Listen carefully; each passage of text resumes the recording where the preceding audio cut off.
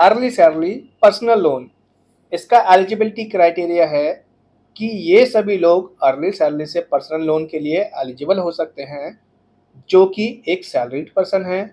Applicant की monthly net salary 18,000 या इससे ज़्यादा है, एप्लीकेंट की एज 21 ईयर से 55 ईयर्स के बीच में है एंड एप्लीकेंट का सिविल स्कोर 650 या इससे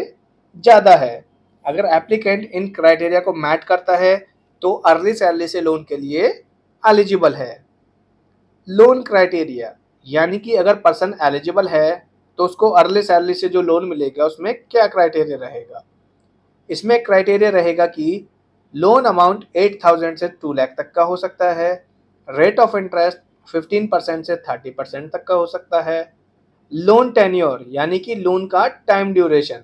अर्ली सैलरी में लोन का टाइम ड्यूरेशन 3 मंथ से 6 मंथ तक का हो सकता है, अर्ली सैलरी में प्रोसेसिंग फीस लोन का 2% तक हो सकती है, अर्ली सैलरी में लोन को आप फोरक्लोज करा सकते हैं, वो भी without any additional charges. Early salary में पार्ट पेमेंट भी कर सकते हैं, वो भी बिना किसी एक्स्ट्रा चार्जेस के। अर्ली सैलरी प्रीपेमेंट भी अलाउ करती है, वो भी without any extra cost per.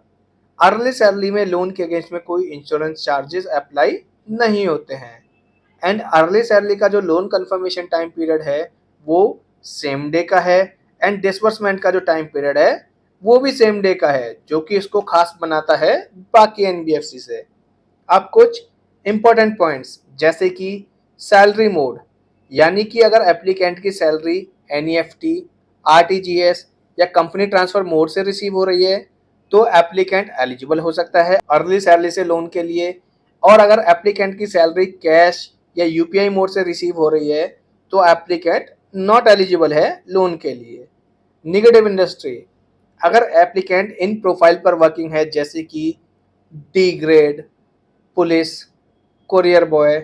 ओला सर्विस, तो उनको अर्ली सैलरी से लोन नहीं मिल सकता। एम्प्लॉयर विंटेज, यानी कि अर्ली सैलरी से लोन लेने के लिए टोटल वर्क एक्सपीरियंस 3 ईयर या इससे ज़्यादा का होना चाहिए एंड एप्लीकेंट जिस करंट कंपनी में वर्किंग है उसमें 3 मंथ की कंटिन्यूस सैलरी अकाउंट में क्रेडिट होना चाहिए। अगर एप्लीकेंट इन डिस्कस क्राइटेरिया को मैच करता है तो एप्लीकेंट को अर्ली सैलरी से लोन मिल सकता है।